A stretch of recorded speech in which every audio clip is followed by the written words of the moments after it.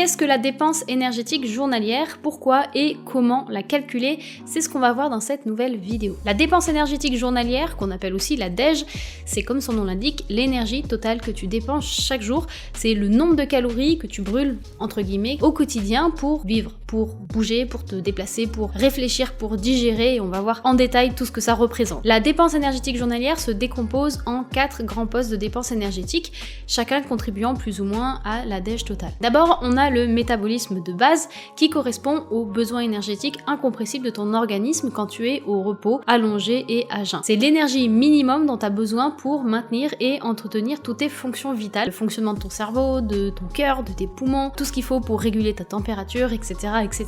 Et même si t'as pas forcément l'impression, parce que toutes ces fonctions sont inconscientes et complètement automatisées, le métabolisme de base est ton plus gros poste de dépense énergétique puisqu'il représente à lui seul généralement entre 50 et 70% de ta DEJ totale. Cette quantité d'énergie dont tu as besoin pour faire tourner ce métabolisme de base dépend en grande partie de ta génétique, de ton sexe et de ton profil en général, c'est-à-dire de ta taille, de ton âge, mais aussi de ton poids et de ta composition corporelle. Le métabolisme de base est aussi influencé par certaines hormones et notamment les hormones thyroïdiennes. Les personnes qui souffrent notamment d'hypothyroïdie vont avoir un métabolisme de base anormalement bas, ce qui les rend plus susceptibles de prendre du poids et ce qui complexifie aussi le processus de perte de poids puisque le métabolisme de base dans leur cas peut être amputé de 5, 10 jusqu'à 30% dans les cas les plus graves. Il existe évidemment des traitements hormonaux qui permettent de pallier à ça, mais bon, c'est un autre sujet. En dehors de pathologies particulières, comme on vient de le voir, le métabolisme de base est un paramètre qu'on peut assez facilement estimer, notamment à partir d'équations prédictives, mais on aura l'occasion d'en reparler juste après. Ce métabolisme de base est aussi globalement stable d'un jour à un autre, contrairement à d'autres postes de dépenses énergétiques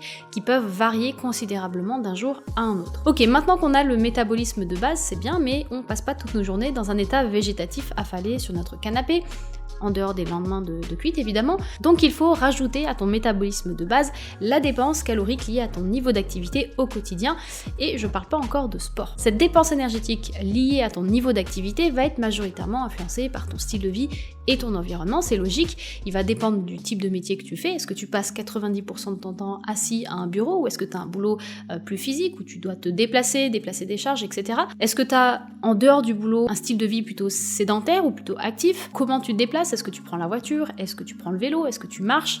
Il y a plein de facteurs qui vont influencer ce niveau d'activité. Ton niveau d'activité en termes de dépenses énergétiques va représenter en moyenne entre 10 et 30% de ta DEJ totale, et ce qui va énormément l'influencer, c'est ce qu'on appelle le NEAT pour Non-Exercise Activity Thermogenesis. J'ai écrit un article assez détaillé sur ce sujet si tu veux en savoir un petit peu plus. Je ferai aussi une vidéo pour en parler parce que c'est probablement un des paramètres les plus importants à surveiller et sur lequel on peut largement compter aussi quand on souhaite optimiser son protocole de perte de gras. Donc pour en savoir plus, bodyrecom.fr/NEAT, N-E-A-T.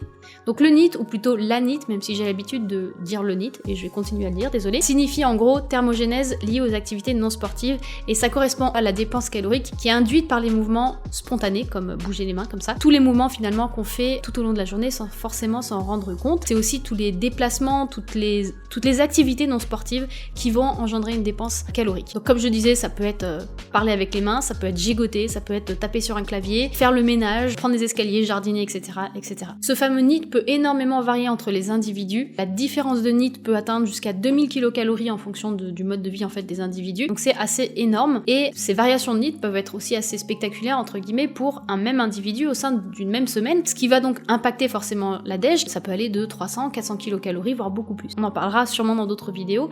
On va continuer à aller un petit peu plus loin et à regarder quels sont les autres postes de dépenses énergétiques au-delà du métabolisme de base et du NEAT. Ok, donc j'enchaîne sur le troisième poste de dépenses énergétique, et c'est la digestion. Le fait de décomposer, d'assimiler, de stocker, de métaboliser les nutriments qu'on mange va être coûteux en énergie. Ça signifie que pour extraire de l'énergie des aliments qu'on mange, on a besoin de dépenser de l'énergie. Ça nous coûte de l'énergie. En moyenne, ce processus de digestion représente entre 10 et 25% de la DEJ totale. C'est ce qu'on appelle le TEF pour Thermogenic Effect of Food. Si en moyenne le TEF est assez stable, environ 10%, certains paramètres peuvent l'influencer, soit à la baisse, soit à la hausse, notamment la répartition des macronutriments dans la diète dans une certaine mesure, la qualité de l'alimentation.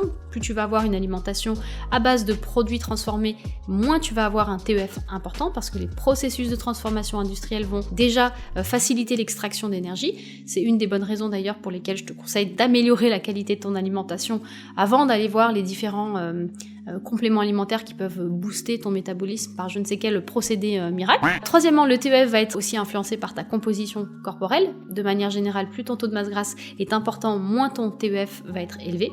Et dernier et quatrième paramètre qui peut influencer le TEF, c'est tout simplement ta santé métabolique. Les personnes qui vont avoir des troubles métaboliques, des problèmes de digestion, une intolérance aux glucides, vont avoir de manière générale un TEF plus faible que la moyenne. Là encore, je rentre pas plus dans les détails, si ça t'intéresse, j'ai un article dédié sur le site bodyrecom.fr/TEF. Quatrième et dernier poste de dépense énergétique, c'est bien évidemment la dépense énergétique liée à l'entraînement ou la DEE. C'est tout simplement l'énergie que tu vas dépenser pendant tes séances de sport. Donc là, ça peut varier énormément entre les individus, puisque certaines personnes ne font pas de sport et d'autres en font beaucoup, et entre les deux, il y a autant de DEE, on va dire, que d'individus sur Terre.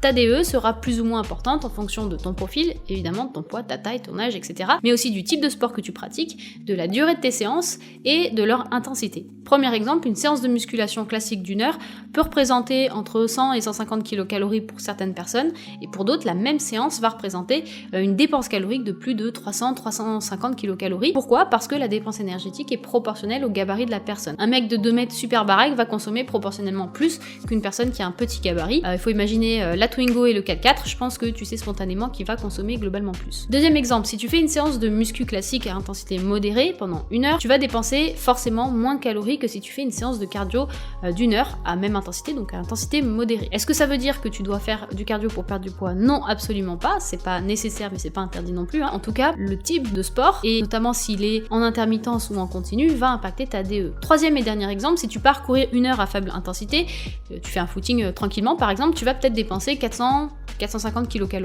mais si tu refais cette séance à haute intensité ou à très haute intensité, ta DE va peut-être monter jusqu'à 650-700 kcal. J'allais oublier, mais ta DE peut aussi varier en fonction de ton niveau de pratique. Plus tu vas être bon ou bonne dans ton sport, plus tu vas développer une technique efficiente et moins tu vas dépenser d'énergie pour réaliser la même tâche et les mêmes mouvements. Évidemment, ça peut être compensé par une capacité de travail supérieure, il y a évidemment d'autres choses à prendre en compte. Bref, tout ça pour dire que la DE peut varier énormément entre les individus, puisqu'il y a énormément de paramètres qui rentrent en compte. Voilà pour la DEJ. Si je dois résumer ça en un calcul très simple, la DEJ c'est quoi ? C'est la somme de ton métabolisme de base, de ton niveau d'activité, de ton TEF et de ta DEE.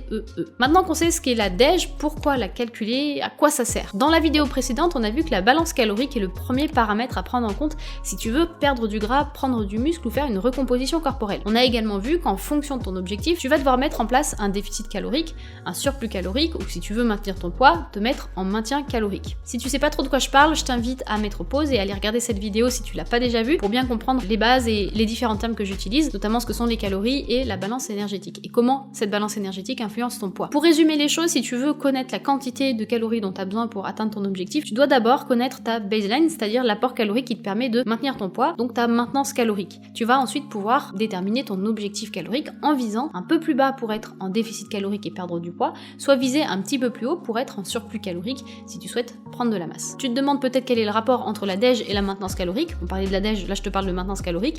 C'est simple, à la maintenance, par définition, ton apport calorique est égal à ta dépense calorique. Et dans ce cas, calculer ta DEJ, ta dépense calorique, revient à calculer ta maintenance. Et calculer ta DEJ, ça on sait très bien le faire et c'est ce qu'on va voir maintenant. Dans cette vidéo, je vais pas rentrer dans tous les détails de tous les calculs, je te laisserai aller checker l'article sur le site si tu as envie de reprendre les calculs un à un. Pour moi, le plus important, c'est vraiment de comprendre comment on calcule la DEJ dans les grandes lignes. Pourquoi ? Parce qu'il existe des calculateurs et que certains calculateurs sont tout à fait intéressants et fiables pour en tout cas avoir une première estimation de sa DEJ pour ensuite construire son protocole nutritionnel. D'ailleurs, abonne-toi à la chaîne, je te présenterai le calculateur BodyRecom dans la prochaine vidéo pour que tu puisses calculer ton objectif calorique, pas ta DEJ mais ton objectif calorique, donc qui prend en compte ta DEJ et qui fait l'ajustement en fonction de ton objectif. Tout ça en quelques clics, en moins de 30 secondes, sans faire de maths, sans Excel pourri. Donc voilà, abonne-toi à la chaîne. Donc il existe plusieurs façons d'estimer ta DEJ, mais dans la plupart des cas, comment on fait ? On estime d'abord le métabolisme de base et ensuite on rajoute des facteurs pour prendre en compte le niveau d'activité, le TEF et la DEE. Donc on commence avec le métabolisme de base qu'on peut principalement estimer de 3 façons. La première option revient à mesurer son métabolisme de base par calorimétrie.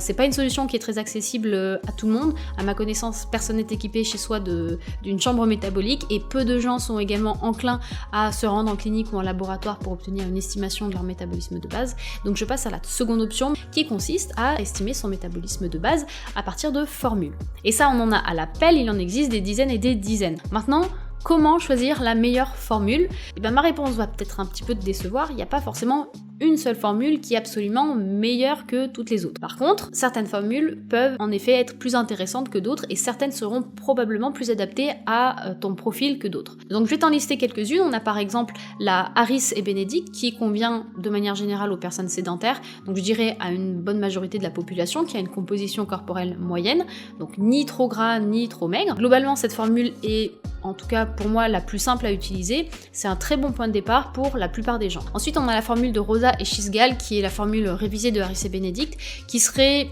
plus intéressante pour les personnes en surpoids ou obèses. Ces deux formules sont assez complètes puisqu'elles prennent en compte pas mal de facteurs qui influencent le métabolisme de base, à savoir le poids, la taille, l'âge et le sexe de l'individu. Par contre, elles ne tiennent pas compte de la composition corporelle. Et bon, ça peut être un petit peu problématique. Pourquoi ? Parce que le métabolisme de base est essentiellement influencé par la masse maigre. Et la masse maigre, c'est quoi ? C'est tout sauf le gras, en gros. C'est les os, c'est les muscles, c'est les organes, c'est la peau, c'est les liquides du corps, etc. Et même si la masse grasse a une activité métabolique, elle reste quand même bien moindre que celle de la masse maigre. Donc forcément, pour les personnes plus musclées que la moyenne, ça peut être problématique, puisque les formules qu'on a citées précédemment auront tendance à sous-estimer leur métabolisme de base. Donc pour ce type de profil, l'idéal c'est d'utiliser des formules qui prennent en compte le pourcentage de masse maigre de l'individu. On a par exemple la formule de Catch-McArdle qui convient bien aux pratiquants de musculation. C'est d'ailleurs une formule qui est largement recommandée dans la formation Bayesian Bodybuilding, qui est vraiment une super formation d'ailleurs pour celles et ceux qui veulent en apprendre plus sur les sciences de l'entraînement et de la nutrition. Mais évidemment, cette formule, pour l'utiliser correctement, il faut être en mesure d'estimer sa composition corporelle, notamment son taux de masse grasse, avec idéalement le plus de précision possible.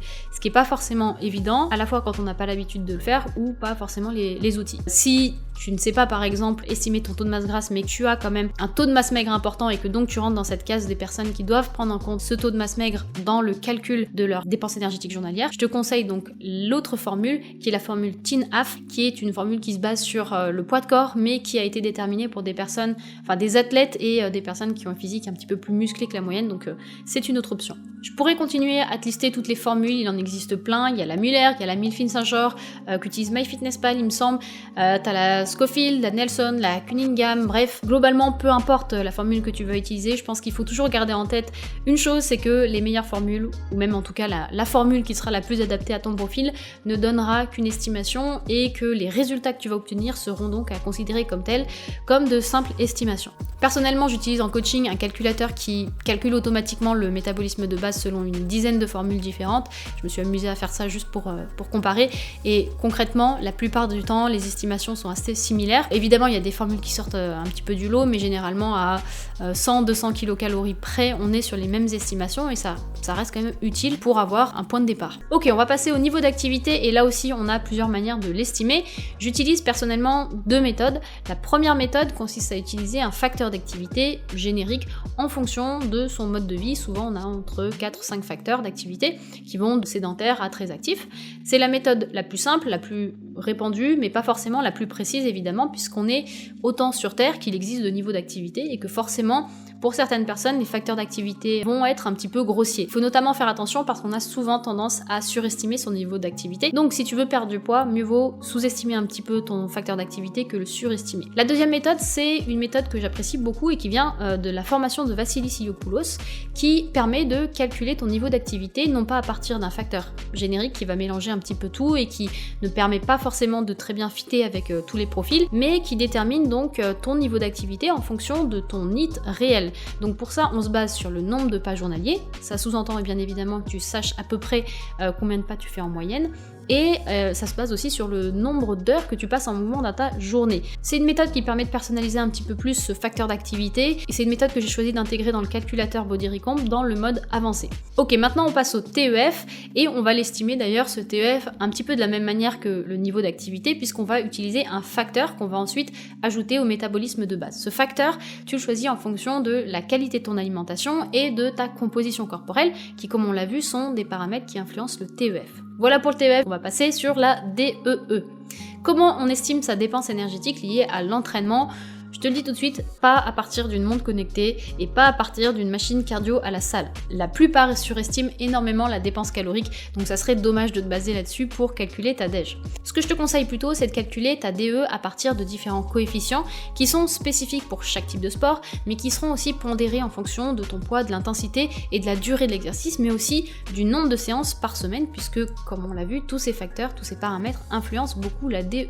Tu verras que rares sont les calculateurs qui prennent tout ça en compte, d'ailleurs souvent la DE est comprise dans le facteur d'activité, elle n'est pas calculée à part. Évidemment, c'est pas le cas du calculateur Body Recomp via le mode avancé, mais je vais m'arrêter là pour cette vidéo. Je te donne rendez-vous dans la prochaine vidéo pour passer à la pratique. Enfin, on va utiliser donc ce fameux calculateur dont je te parle depuis tout à l'heure, depuis même la première vidéo, et qui va reprendre donc tous les éléments dont on a parlé jusqu'à maintenant, et qui va charger de tout calculer pour toi en seulement quelques clics. Il va calculer ton métabolisme de base, ton niveau d'activité, ton TEF, ta DE, et même ton objectif calorique et la répartition de tes macros, que tu veuilles perdre du gras, prendre du muscle ou les deux en même temps, tout ça en fonction de quasiment tous les paramètres qu'on a évoqués précédemment, mais aussi en fonction de tes préférences alimentaires. Merci d'avoir regardé la vidéo jusqu'au bout. Si tu as des questions, n'hésite pas à les poser en commentaire. En tout cas, j'espère que tu as appris plein de choses. Si c'est le cas, laisse un pouce bleu, n'hésite pas à t'abonner et à partager la vidéo à quelqu'un que ça pourrait aider aussi. Allez, je te dis à très vite. Ciao!